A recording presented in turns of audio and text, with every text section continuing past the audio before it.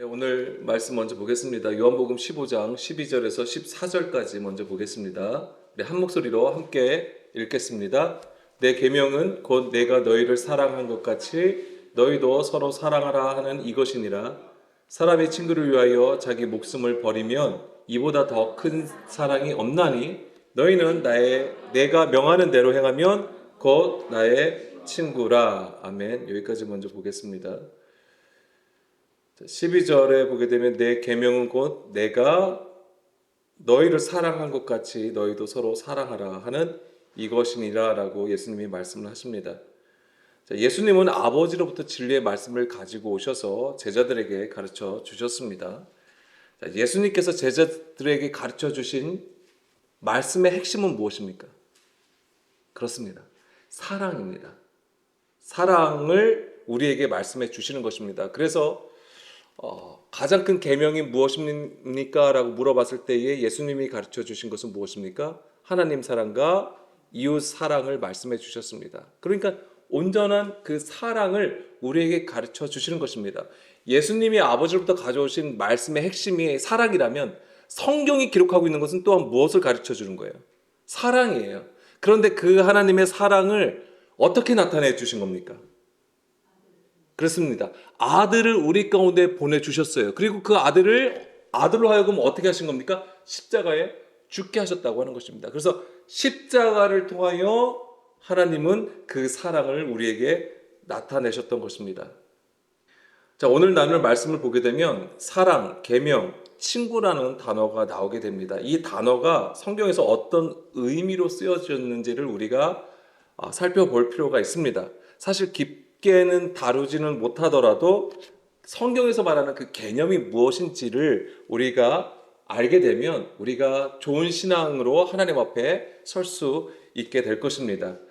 내가 너희를 사랑한 것 같이 너희도 서로 사랑하라고 하셨는데 예수님이 우리에게 보여주신 사랑은 무엇입니까? 바로 그것이 십자가라고 하는 것입니다. 그래서 그 십자가는 예수님은 철저히 아버지의 뜻을 알고, 자, 중요한 겁니다, 이게. 아버지의 뜻을 알고 그 마음을 알았다고 하는 거예요. 그래야지만이 온전하게 순종하여 갈 수 있다고 하는 것입니다.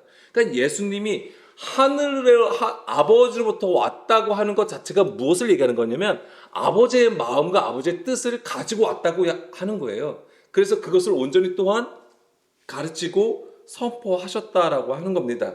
그래서 그 말씀을 순종하여 가서 결국에는 그 십자가로 우리에게 보여주셨던 것이지요.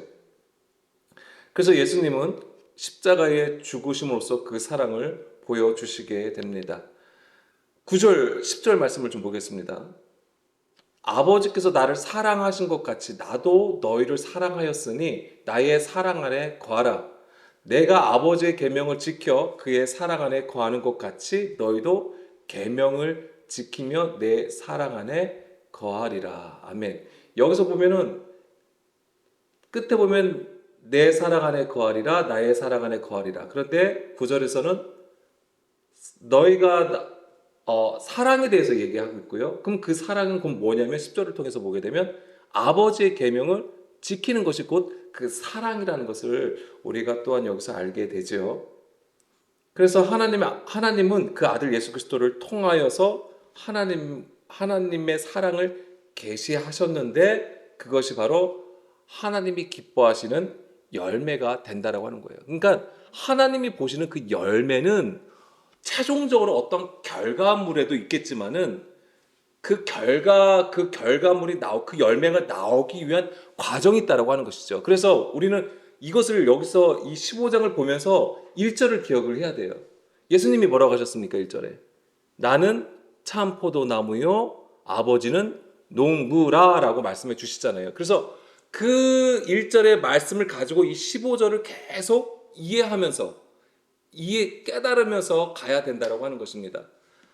그래서 아버지가 농부가 되신다고 했을 때 농부는 최종적으로 그 농부가 원하는 기뻐하는 열매를 맺는 거잖아요. 근데 그 과정이라는 게 있다고 하는 것이죠. 오래 참고 인내하면서 그것을 온전히 가꾸고 보살핀다라고 하는 것이죠. 그 과정 가운데 있을 때에 열매가 되기 위해서는 그 농부의 그 보살핌을 반드시 받아야 되는 거예요. 그것이 바로 예수님이 바로 아버지의 계명을 듣고 순종하는 그 모든 공생애의 과정이라고 하는 것이죠. 그것을 우리에게 보여줬다고 하는 것이고, 그것의 최종은 결국 십자가를 통해서 이제는 그 열매를 맺게 되는 것입니다. 그래서 열매는 어떻게 열리냐면은 바로 성경에서 가르쳐주는 열매를 맺는 것은 곧 죽음을 통해서 맺게 된다라고 하는 것입니다.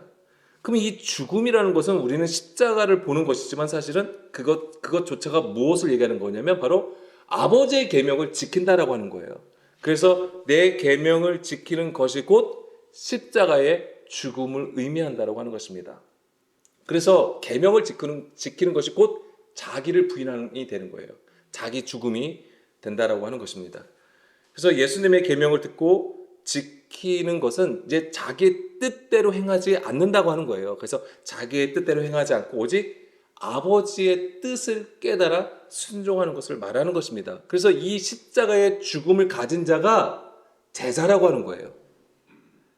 제자라고 하는 것은 누구 밑에서 그냥 가르침을 받아서 그냥 되어지는 것이 아니라 철저히 그 십자가의 죽음을 통하여 내가 부인되고 오직 아버지의 마음을 깨닫는 자가 곧 제자가 되는 것입니다. 그래서 이 제자가 된 자들은 반드시 성령의 인도하심을 받게 되어 있어요. 하나님의 인도하심을 따라서 진리 가운데로 나가게 되는 것입니다. 그것 또한 우리가 하는 게 아니에요. 제자된 그 스스로가 깨달아서 스스로 하는 게 아니에요. 그것조차도 뭐예요? 하나님의 일하심이라고 하는 거예요. 그게 아버지가 농부라고 하시는 개념이에요. 하나님의 일하심이에요. 그것 자체가. 우리의 제자됨도 하나님께서 일하시기 때문에 우리가 제자가 될 수 있다라고 하는 것입니다. 바로 그것이 바로 우리를 십자가로 이끌어 가시는 거예요. 십자가의 도라고 하는 것입니다. 그래서 십자가의 도를 따르는 자에게 하나님의 능력이 나게 되는 것이죠.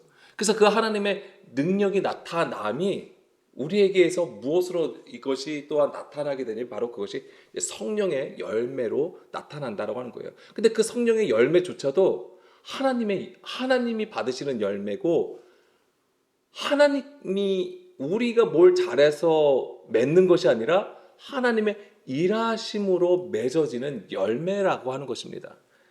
미리 말씀을 드리면 성령의 열매가 몇 개가 있습니까?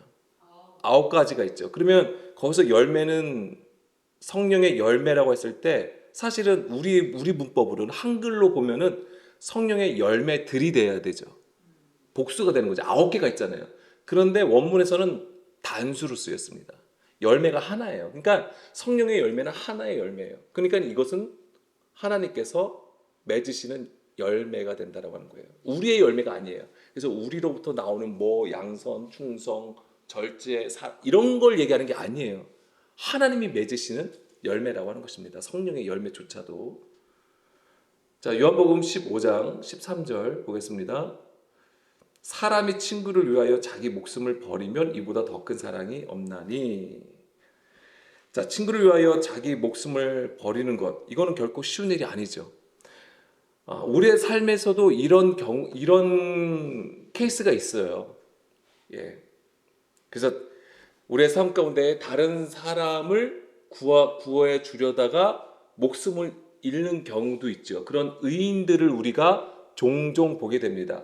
자주는 아니어도 가끔 우리가 뉴스를 보게 되면, 예를 들면 물에 빠진 아이를 구하려다가 오히려 그 아이는 구하고 자기가 이제는 죽게 되는 경우, 또는 지하철에서 떨어졌는데 그 사람을 구하고 오히려 자기는 이제 죽는 경우. 그래서 일본에도 그런 사건이 있었죠. 그래서 엄청난 그러니까 일본 사회에 엄청난 충격을 주고 그 다음에 또 추모도 많이 했던 사건이 있었는데, 그건 좀 오래된 얘기긴 합니다. 어쨌든 우리의 삶 가운데서도 그러한 다른 사람의 목숨을 구하다가 죽는 경우도 있다라고 하는 것입니다. 그러나 성경에서 말하는 것은 무엇을 얘기하는 것입니까? 여기서 얘기하는 것은 바로 십자가의 죽음을 의미한다라고 하는 것입니다. 그 죽음을 통해서 나타나는 것이 바로 하나님의 사랑이기 때문에 그래요. 그런데 여기서 보게 되면 친구라는 개념이 나오고 이제 사랑이라는 개념이 나오는 거잖아요. 그래서 우리가 이제는 친구에 대해서도 무엇을 말하는지 알 필요가 있는 것입니다. 자, 이 하나님의 사랑은 예수님의 죽음으로 열매를 맺게 되고 그것이 하나님의 아들들이 되는 거예요. 그러니까 그 열매는 결국 하나님이 누구를 통해서 받으시는 거냐면 바로 제자들, 하나님의 아들들로 나타날 때 그 열매를 받으신다라고 하는 겁니다. 그들은 좀 전에도 말씀드린 것처럼 바로 하나님의 영의 인도하심을 받는 것이죠. 그것 자체가 바로 하나님의 사랑이에요. 하나님의 사랑을 받는 자이고 또한 그 제자된 자, 하나님의 아들들은 또한 하나님을 사랑한다라고 얘기할 수 있다라고 하는 것이죠. 그러니까 서로 사랑의 관계가 성립이 되는 거예요. 14절, 15절 말씀입니다. 너희는 내가 명하는 대로 행하면 곧 나의 친구라. 자, 여기서도 친구가 나오죠. 그러면서 15절까지 보게 되면 이제부터는 너희를 종이라 하지 아니하리니 종은 주인이 하는 것을 알지 못함이라. 너희를 친구라 하였노니 내가 내 아버지께 들은 것을 다 너희에게 알게 하였음이라. 아멘. 성경에서 친구란 무엇일까요? 누구를 친구를 얘기할까요? 네, 목숨을 버리는 자가 친구죠. 근데 그걸 좀 더 풀었으면 아까 목숨을 버린다는 게 무엇이라고 했습니까? 주의 계명을 지키는 자. 예, 물론 그게 다 이제 그것 자체가 사랑이고, 예, 자기 부인이죠. 예, 그것을 다 가지고 있는 걸 얘기하는 거예요. 예. 근데 좀 더 저는 더 풀었으면은 주의 계명을 듣고 지키는 자가 바로 친구가 되는 거예요. 하나님의 친구가 된다라고 하는 것입니다. 그러니까 너무 허황대처럼 되죠. 뭐 우리가 하나님의 계명을 지키면 우리가 다 하나님의 친구인가? 근데 그 하나님의 계명을 듣고 지키는 수준이 있어요. 그냥 우리는 지금 1차적인 표면적 육신으로 듣는 게 있고요. 그 다음에 그 정말 높은 수준, 그 하나님의 영의 인도함을 받고 따라가는 순종이 있다라고 하는 거예요. 그 수준으로 나가야 되는 것이죠. 그러한 자가 하나님 보시기에 친구라고 하는 것입니다. 그래서 주의 계명을 듣고 지키는 것이 바로 십자가의 도로 행하는 것이고 그것이 곧 자기 부인과 자기 죽음을 가진 자가 하나님 보시기에 친구로 여기시는 거예요. 그러면 친구는 그냥 우리가 생각하는 그런 친구의 정의가 아니에요. 예. 그것을 아셔야 됩니다. 그런데 이제는 15절에 보게 되면은 여기는 이제부터는 너희를 종이라 하지 아니하리니 종은 주인이 하는 것을 알지 못함이라 라고 했어요. 그러면은 여기서 우리가 종하고 친구라는 것을 대비해서 우리가 이해할 수 있는 것입니다. 자, 친구는 하나님의 계명을 듣고 지키는 자. 그 얘기는 아버지의 마음과 뜻을 온전히 깨닫고 순종하는 자를 얘기하는 거예요. 그렇다고 하면 종은 어떤 자라고 하는 거예요? 여기서 보면 종은 주인이 하는 것을 알지 못한다고 하는 거예요. 그렇죠. 주인이 하는 일을 하는 것을 알지 못한다는 것은 주인의 계명을, 그러니까는 하나님의 계명을 듣고 깨닫지 못한다고 하는 거예요. 그러니까 이 종은 주인의 마음을 모르는 거예요. 주인이 뭘 원하지? 주인의 뜻이, 말씀하신 뜻이 뭔지를 알지 못하니까 뭐예요? 알지 못하는 상태예요. 그러니까는 이것을 다시 말씀드리면 바로 율법의 행위로 그냥 하나님을 섬기는 것과 같다라고 하는 거예요. 이 종의 삶은. 반면에 친구는 하나님의 뜻을 온전히 깨달아서 그 마음과 영으로, 진리로 하나님 앞에 예배드리는 수준을 얘기하는 거예요. 그런 것을 이제는 우리가 알아야 되는 것이죠. 그래서 하나님은 주의 마음을 깨달아서 영과 진리로 예배하는 자를 바로 나의 친구라고 하시는 것입니다. 그 반대가 바로 율법 행위로 엄청난 열심을 가지고 있어도 사람의 계명을 따라 지키는 자들은 이제 종의 삶으로 사는 것이 되죠. 자, 하나님께서 벗으로 삼은 자가 있습니다. 믿음의 선진 중에서 누가 있습니까? 예, 아브라함이 그렇습니다. 야고보서 2장 23절 말씀 보겠습니다. 야고보서 2장 23절 말씀에 보게 되면 이에 성경에 이른바 아브라함이 하나님을 믿으니 이것을 의로 여기셨다는 말씀이 이루어졌고 그는 하나님의 벗이라 칭함을 받았다라고 기록을 하고 있어요. 야고보서 2장에서는. 여기서 하나님의 벗이라고 했는데 휠로스라는 단어가 쓰였습니다. 친구라는 단어가, 그러니까 친구라는 뜻이 있어요. 근데 원래는 무슨 뜻이냐면 휠로스, 사랑하는 자예요. 사랑하는 사람. 그러니까 우리가 가진 사전적인 의미로 친구로 생각하면 안 돼요. 성경에서 읽는 것처럼 그대로.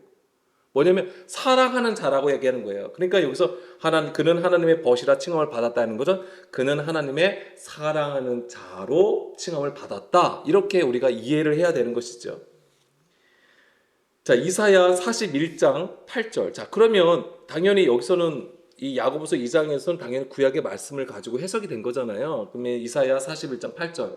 그러나 나의 종 너 이스라엘아, 내가 택한 야곱아, 나의 벗 아브라함의 자손아. 그러니까 여기서 제가 읽으려고 하는 건 아브라함을 뭐라고 했냐면 나의 벗 아브라함의 자손아라고 했어요. 그러니까 아브라함을 뭐로 지금 부르신 거예요? 나의 벗이라고 지금 말씀해 주시는 거예요. 그럼 여기서 벗은 뭐냐면 아하브라는 단어가 쓰였습니다. 아하브. 친구라는 뜻도 있어요. 그런데 원래는 사랑하다는 뜻이에요. 이 아하브가 사랑하다, 애정을 갖다. 애인을 얘기하는 거예요. 사랑하는 자를 얘기하는 것입니다. 이거 자체가. 그러니까 이것을 가지고 시작에서도 그대로 해석이 된 거예요. 근데 우리가 번역을 하면서 이제 친구라고 이제 얘기하는 것 뿐이죠. 그러니까 성경에서는 이 아브라함을 어떻게 표현하고 있냐면 친구, 벗이라고 했지만 사실은 하나님께서 사랑하는 자로 표현하고 있다라고 하는 것입니다. 그래서 하나님께서 아브라함을 친구, 벗, 사랑하는 자로 삼은 근거는 무엇입니까? 그것이 아까 야고보서 2장에서도 물론 기록이 되어 있지만 창세기 15장 6절 아브라함이 여호와를 믿으니 여호와께서 이를 그의 의로 여기시고 바로 이거에 근거하신 거예요. 하나님께서 아브라함을 벗으로 삼으신 것은 하나님의 말씀을 듣고 순종하였다고 하는 거예요. 믿었다고 하는 것입니다. 자, 이 믿음을 실제로 아브라함은 어디서 보여준 거죠? 성경에서는 그것이 창세기 12장 1, 2절 말씀이잖아요. 하나님께서 우리에 있는 아브라함을 부르시잖아요. 그랬을 때에 아브라함은 뭐라고 하십니까? 너는 아브라함을 부르셨을 때 너는 너의 고향과 친척과 아버지의 집을 떠나 내가 내게 보여줄 땅으로 가라라고 하시잖아요. 아브라함은 이 하나님의 나타나심, 하나님의 뜻을 깨달아서 그 약속의 땅으로 간다라고 하는 것입니다. 그것이 바로 순종이에요. 그것 자체가 뭘 보여주는 거냐면 바로 십자가의 도라고 하는 거예요. 그게 철저히 자기를 부인하고, 그러니까 여기서 아브라함은 죽음을 경험한 거예요. 죽음을 경험하여 나아감을 얘기하는 거예요. 자기의 뜻이 아니라 아버지의 뜻을 깨달아서 나갔다고 하는 것입니다. 이것을 하나님은 의로 여기시는 거예요. 하나님의 뜻 안에 있다라고 보신 거고 그런 자와 온전히 하나가 되고 연합하여서 친구로 말씀을 하시는 것입니다. 그래서 내가 너로 큰 민족을 이루고 내게 복을 주어 내 이름을 창대하게 하리니 너는 복이 될지라. 그러면서 하나님께서 약속하신 것이 바로 물리적으로는 물론 가나안 땅과 그 자손을 약속해 주셨잖아요. 그런데 그 자손도 땅도 사실은 다 뭐예요? 예수 그리스도를 얘기하는 거예요. 예수 그리스도를. 물론 성경에서는 이제는 그들의 어떤 이스라엘의 그 아브라함의 자손들 이스라엘을 얘기하고 그 다음에 가나안 땅을 보여주고 있는 것이지만 그것이 다 무엇을 예표하는 것입니까?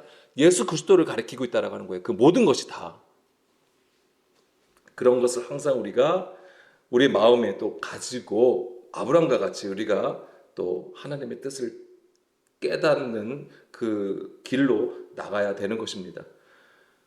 그런 자를 하나님께서 나의 벗이라고 하시는 거예요. 그리고 또 한 사람이 더 있습니다. 물론 믿음의 선진들이 다 그렇지만은 네, 그렇습니다. 모세. 자, 출애굽기 33장 11절입니다. 출애굽기 33장 11절 말씀을 보게 되면 사람이 자기의 친구와 이야기함 같이 여호와께서는 모세와 대면하여 말씀하시며 모세는 진으로 돌아오나 눈의 아들 젊은 수종자 여호수아는 해막을 떠나지 아니하니라. 여기서 보게 되면 사람이 자기의 친구와 이야기함 같이 여호와께서도 모세를 어떻게 대하시는 거예요? 대면하는 건데 이 대면하는 그 수준이 뭐냐면 친구와 이야기함 같이 대면하였다라고 하는 거예요. 그러니까는 하나님도 지금 모세를 대할 때에 벗으로 생각한다고 하는 거예요. 근데 좀 전에도 말씀드린 것처럼 이 벗으로 생각한다는 것은 뭘 얘기하는 거예요? 바로 하나님의 계명을 듣고 깨달아 순종함을 얘기하는 거예요. 그 수준에 있음을 얘기하는 거예요. 그런 자를 바로 하나님은 친구, 벗이라 사랑하는 자라고 얘기하는 거예요. 그래서 대면한다고 하는 거잖아요. 이 대면하는 수준이 정말 이게 어떤 거예요? 보좌 앞에 있음을 얘기하는 거예요. 보좌 앞에 있음을. 하나님이 계시고 그 보좌 앞에 있음을 얘기하는 거예요. 보좌 앞에서 섬기는 것이죠. 그럼 이 섬기는 것이 뭐 하나님 앞에 뭐 물도 갖다 주고 맛있는 것도 갖다 주고 뭐 이런 걸 얘기하는 게 아니죠. 섬긴다는 게 하는 것은 뭐예요? 하나님의 말씀을 듣는 게 섬기는 거예요. 온전하게 들음으로써 깨달아 뜻을 아는 것이죠. 그래야지만이 내가 원하고 내 뜻대로 행하지 않게 되는 거예요. 그러니까 이건 내가 완전 죽어져야지만이 비로소 하나님께서 일하실 수 있다라고 하는 것이죠. 그 수준이 대면함이에요. 그런 자를 하나님께서 사랑하지 아니하시겠냐고요. 우리가 부족하지만 그 수준을 향하여 계속 정진하여 나가야 되는 것입니다. 그럼 모세가 이렇게 하나님 앞에 대면하여 설 수 있는 이유가 무엇이었을까요? 그렇습니다. 온유하기 때문에 그래요. 온유함. 우리가 잘 알고 있는 것처럼 그 미리암 그 구스 여인을 취하게 되잖아요. 그때 미리암과 아론이 막 공격을 합니다. 그때 하나님께서 뭐라고 하셨습니까? 모세는 온세상 온유하다. 그 누구보다도 온유한 자라고 얘기를 하시는 거예요. 그 온유함이 무엇을 얘기하는 것입니까? 심령이 가난함을 가진 자잖아요. 심령이 가난한 자가 되었음을 얘기하는 거예요. 뭐예요? 그게 줄이고 낮춰진 자가 되었다고 하는 거예요. 철저하게. 그런 자에게 하나님의 영을 부어주신다고 하는 것이죠. 그 온유함을 가지고 있다고 하는 것입니다. 오직 하나님만 의지할 수밖에 없는 상태. 사실 하나님께서 출애굽한 이스라엘 백성들을 광야로 이끌으신 목적이 바로 거기 있는 거잖아요. 줄이고 낮추시게 하는 거. 왜요? 하나님의 입에서 나오는 모든 말씀을 듣게 하시기 위해서. 그러니까 지금 모세가 온유하다고 하는 것은 하나님의 모든 말씀을 듣는 자로 섰다라고 하는 거예요. 그렇기 때문에 그 애를 향하여 바로 나의 벗이다, 나의 사랑하는 자라고 말씀하시는 거예요. 그래서 이 온유하다고 했을 때 예수님도 온유하다라고 말씀해 주시죠. 우리가 잘 알고 있는 것처럼 마태복음 11장 28절, 29절 말씀해 보게 되면 수고하고 무거운 짐진 자들아 다 내게로 오라. 내가 너희를 쉬게 하리라. 나는 마음이 온유하고 겸손하니 나의 멍에를 메고 배우라라고 말씀을 하시죠. 예수님께서 나의 멍에를 메고 배우라고 하는 것은 뭘 말씀하는 온유함과 겸손을 가르쳐 주시기 위함이에요. 그것이 무엇입니까? 이게 하나님의 말씀을 철저히 듣고 순종함을 얘기하는 거예요. 듣고 깨달는 것이죠. 왜? 그래야지 하나님의 사랑하는 자로 설 수 있기 때문에. 여기서 온유는 프라우스라는 단어가 쓰여 있어요. 프라우스. 이게 픽트리 성경에 보게 되면은 온유한, 겸손한이라는 뜻밖에 없어요. 그런데 바이블렉스 거기에 보게 되면은 이 단어의 어원이 나와요. 이 어원이 뭐라고 되어 있냐면 프리온, 사랑하다라는 뜻을 가지고 있고요. 그 다음에 프리온 드스라고 해서 친구라는 단어에서 이 어원을 찾아요. 여기서 왔다고 하는 거예요. 그래서 사랑하다와 친구라는 단어에서 나온 게 바로 프라우스. 근데 이 단어가 바로 이 마태복음 11장 29절에서 온유하다로 번역이 된 것입니다. 그러니까 이 온유함은 뭐하고 관련되어 있냐면 사랑하는 것과 친구와 관련이 되어 있다고 하는 거예요. 그러면 우리가 성경적인 개념에서 사랑과 친구를 우리가 아니까 이게 우리는 이제 이해가 되는 것이죠. 아, 사랑하는 것과 친구가 온유한 것과 관련이 되어 있구나. 그러니까 온유라고 하는 것은 단지 그냥 그 온화한 그 다음에 부드러운 마음을 얘기하는 게 아니에요. 하나님의 말씀을 듣고 순종하여 아버지의 뜻과 마음을 아는 것, 이것을 얘기하는 것입니다. 그러니까 친구라고 하는 것은 무엇입니까? 누구를 얘기하는 거예요? 아버지의 뜻을 깨닫는 자라고 하는 것입니다. 자, 이런 것을 우리가 탕자의 비유에서도 사실 볼 수 있어요. 아까 종의 개념 말씀드리죠. 그럼 반대로 사랑하는 자는, 친구는 하나님의 말씀을 듣고 깨닫는 자라면 종은 율법의 행위로 하나님을 섬기는 자가 된다고 말씀을 드렸잖아요. 그러니까 탕자의 비유를 통해서도 우리가 알 수 있는, 물론 탕자의 비유에 어떤 또한 교훈이, 영적인 교훈들이 있습니다만, 자, 누가복음 15장 9절, 19절 잠깐만 보겠습니다. 뭐냐면 지금부터는 아버지의 아들이라 일컬음을 감당하지 못하겠나이다. 나를 품꾼의 하나로 보소서 하리라 하고. 자, 지금 이 둘째 아들이 아버지를 떠났잖아요. 아버지로부터 자기의 몫을 가지고 다른 나라로 갔잖아요. 타지로 가가지고 어떻게 합니까? 어떻게 생활합니까?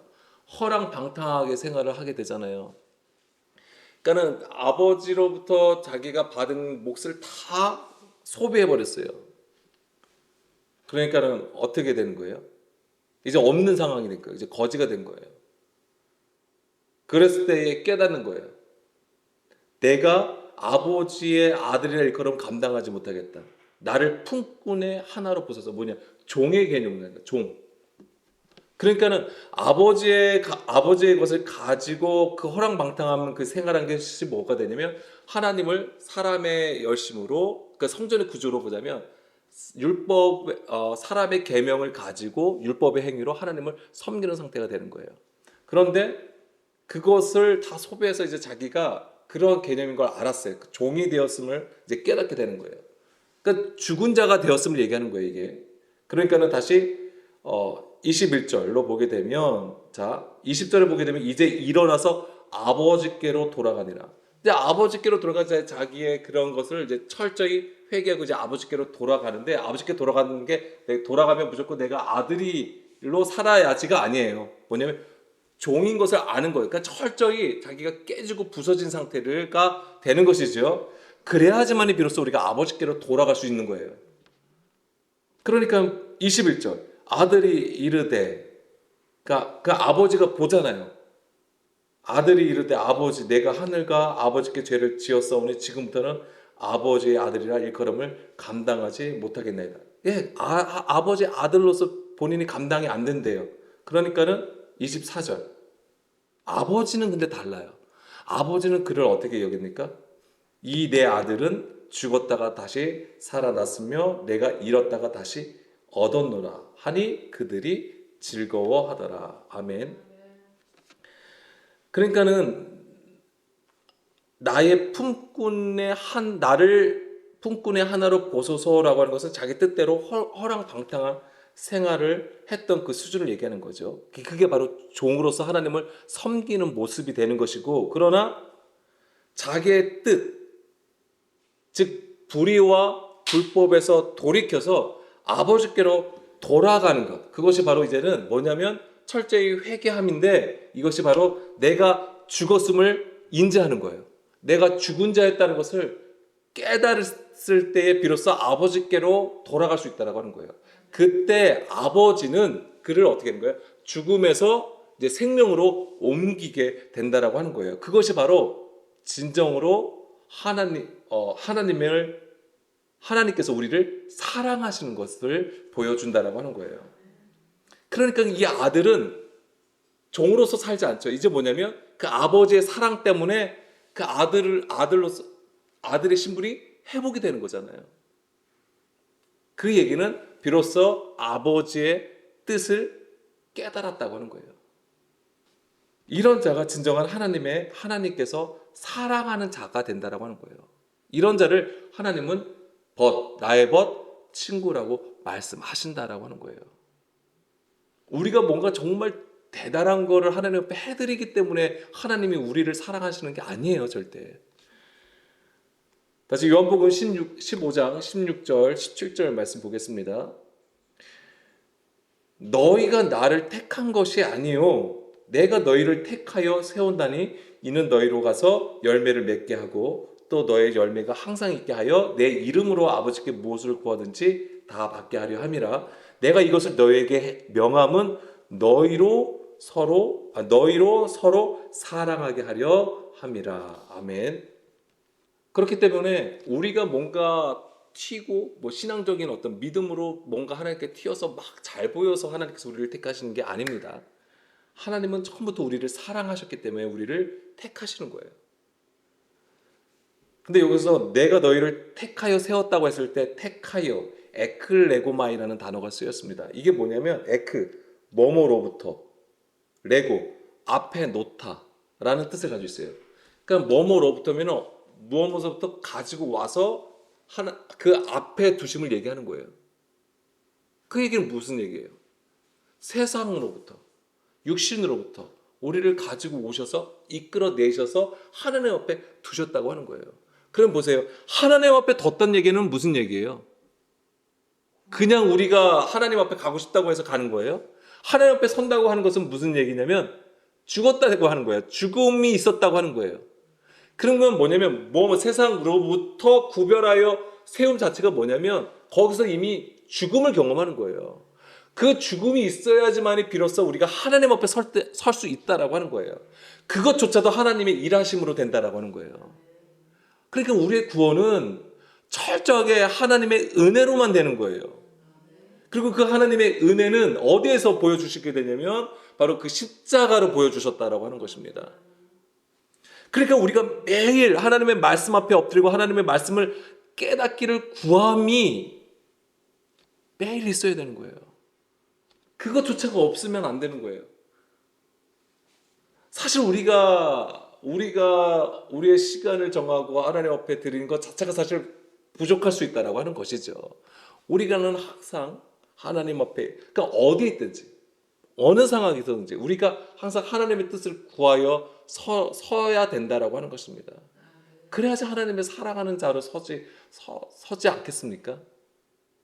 우리는 하나님을 그렇게 사랑한다고 그렇게 고백을 하는데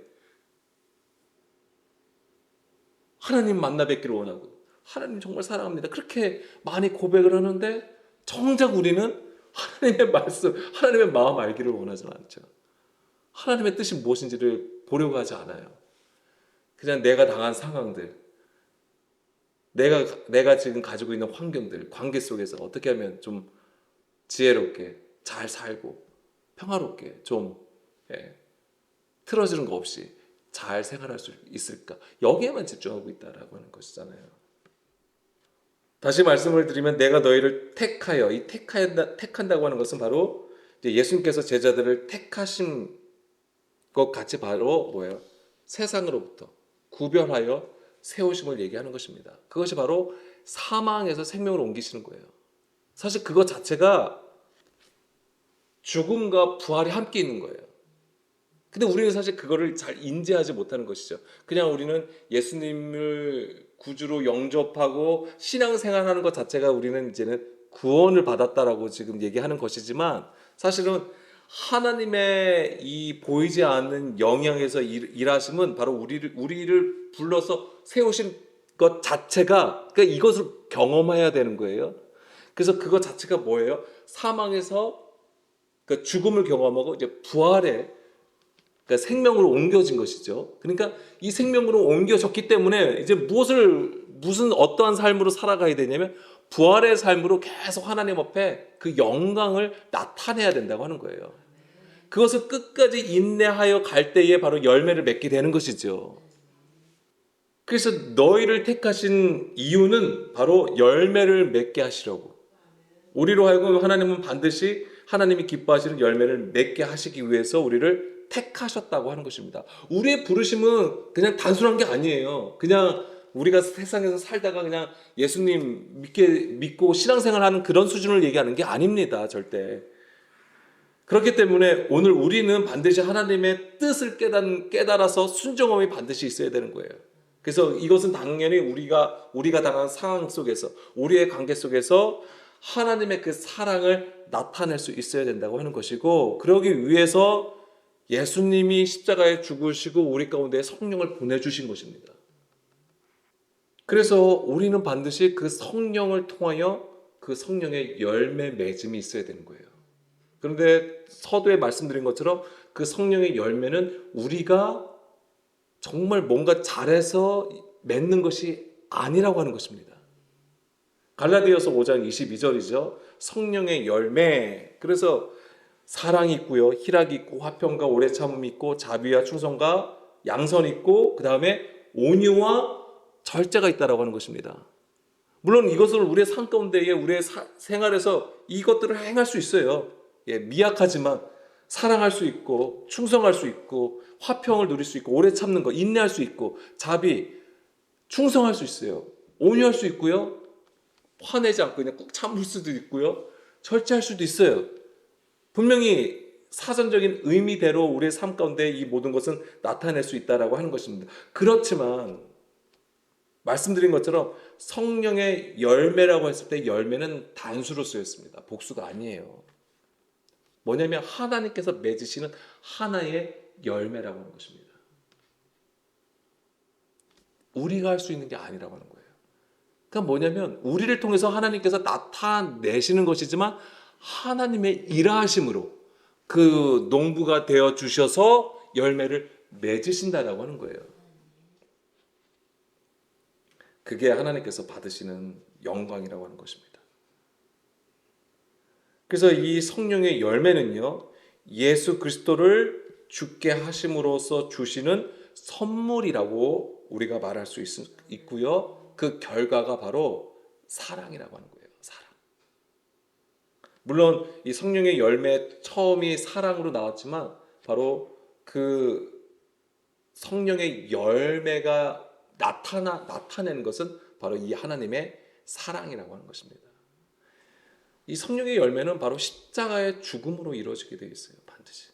이게 없으면 이 성령의 열매를 맺을 수 없습니다. 그러면 이 성령의 열매는 어디서 나오는 걸까요? 지금 말씀드렸죠. 성령의 열매는 예수 그리스도의 죽음으로 맺게 되는데, 그러면 이 열매는 어디서 나오죠? 나무가 있을 거 아닙니까? 그럼 성령의 열매는 어떤 나무에서 나오는 거예요? 생명나무에서 나오는 거예요. 예수 그리스도. 이 생명나무가 예수님을 얘기하는 거잖아요. 그래서 그 생명나무의 열매는 곧 영생을 준다라고 하는 것입니다. 그럼 이 영생은 무엇입니까? 영생이라는 건 뭐예요? 성경에서 말하는 영생은 뭐예요? 하나님을 아는 것과 예수 그리스도를 믿는 것. 그것이 곧 영생이라고 얘기하고 있어요. 하나님을 아는 것과 예수 그리스도를 믿는 것. 자, 그리고 마지막으로 이게 공부를 하다 보니까 이제 재밌는 거가 있더라고요. 뭐냐면 그러니까는 이 친구는 바로 이 하나님과 온전히 연합되고 주의 뜻을 알고 깨닫는 자를 친구라고 했잖아요. 이거 그러면 온전히 나의 벗이라고 했던 자를 나의 벗이 하나님의 벗이 되는 자는, 친구가 되는 자는 하나님과 온전히 하나가 되고 연합된 자를 얘기하는 거잖아요. 그거와 관련된 지명이 있습니다. 혹시 아실까요? 헤브론이 그래요. 헤브론이.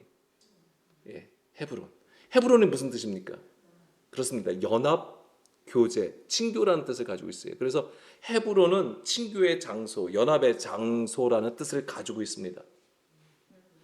자, 그런데 이 헤브론에 뭐가 있습니까? 막벨라굴. 창세기 13장 14절 말씀부터 보겠습니다. 그냥 그거와 관련되어 있어요. 그러니까 지금 이 벗하고 사랑, 자, 친구, 사랑, 이것을 얘기했을 때에 뭐하고 관련되어 있냐면 이게 예수님하고 죽음하고 다 관련되어 있다고 하는 거잖아요. 그러니까 지금 이 헤브론의 연합, 친교라는 뜻을 가지고 있는데 여기에 막벨라굴이 있어요. 근데 이 막벨라굴은 뭐예요? 무덤이잖아요. 예, 사라의 죽음 때문에 장사하기 위해서 사실은 막벨라굴을 산 건데 여기에 아브라함과 그 다른 이들이 다 여기에 지금 조상들이 다 여기 묻혀 있잖아요. 그러니까 죽음하고 관련되어 있는 거예요. 그러니까 이 죽음하고 바로 이 헤브론 연합이 지금 우리에 연결되어 있다라고 하는 것입니다. 자, 롯이 아브라함을 떠난 후에 여호와께서 아브라함에게 이르시되 너는 눈을 들어 너 있는 곳에서 북쪽과 남쪽과 그러니까 동서남북을 다 보라고 하시죠.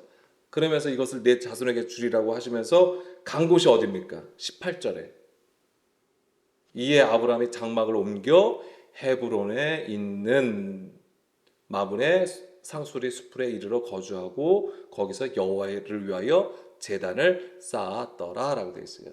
그러니까 헤브론이에요. 그래서 이 헤브론은 이제는 연합, 동맹, 교제, 친교라고 해가지고 연합되는 곳, 그다음 친교의 장소라는 의미를 가지고 있습니다. 그러니까 하나님과의 연합. 그래서 이 아브라함은 바로 이 하나님의 벗이라고 하는 그 수준에 이제는 이 지경을 통해서 이제 우리가 볼 수 있게 되는 거예요. 그런데 창세기 23장 19절에 말씀을 보게 되면은 거기에 바로 뭐가 있냐면 막벨라 굴이 있다라고 하는 거예요. 이제 사라를 장사하기 위해서 이 막벨라 굴을 사게 되는데 사실은 그 돈을 주고 값을 지불해서 그 막벨라 굴을 산 것 자체가 또 뭘 상징하는 것입니까? 하나님께서 약속하신 그 땅을 얻은 것을 보여주는 거예요. 물리적으로도. 그래서 그것도 굉장히 중요한 의미를 가지고 있는 것입니다. 그런데 어쨌거나 여기에 사라를 장사했지만은 이제 아브람도 여기에 묻히게 되고 그 다음에 그 외 이제 조상들도 계속 여기 묻히게 되는 것이죠. 이 막벨라 굴은 그러니까 뭘 얘기하냐면 죽음을 의미한다고 하는 거예요. 죽음을. 그런데 이 막벨라라는 뜻이 뭐냐면 접다, 이중으로 접다라는 거예요. 그러니까 함께 접다, 이중으로 하다라는 뜻을 가지고 있어요. 그러니까 뭐예요? 죽음하고 부활이 함께 있음을 보여주는 거예요. 근데 이 부활이라고 하는 것은 우리가 단지 죽었던 몸이 다시 살아나는 그런 의미를 넘어서 뭐 하는 거예요? 부활은 하나님의 영이 우리 안에 거하심으로써 주의 뜻을 행함을 얘기하는 거예요. 부활의 삶이라고 하는 것은. 지금 그걸 보여준다고 하는 거예요. 그러니까 엄청나게 중요한 거예요. 그래서 아브라함에게 보여주신 하나님의 이 놀라우신 섭리, 인도하심은 우리에게 이것 자체가 뭘 얘기하죠? 바로 그 십자가라고 하는 것을 보여주는 것이고 이미 십자가의 사랑을 보여줬다고 하는 거예요. 그러니까 우리는 이러한 구약의 말씀들을 통해서 믿음의 선진들의 모든 그 행로와 역사를 통해서 우리는 거기서 반드시 십자가 예수 그리스도를 발견할 수 있어야 되고 발견해야 되는 것이고 예수 그리스도를 발견한다는 것은 곧 그 안에서 우리가 죽는 것과 사는 것을 경험할 수 있어야 된다고 하는 거예요. 그래야지만 그것이 영과 생명이 되는 것입니다. 그 은혜를 우리가 누려야 되는 거예요. 그러므로 말미암아 따라서 우리도 아브라함과 같이 모세와 같이 정말 하나님의 의 가운데 거함으로써 정말 하나님께서 나의 벗이라 나의 친구라 나의 사랑하는 자라는 그 음성을 반드시 듣길 원합니다. 아멘.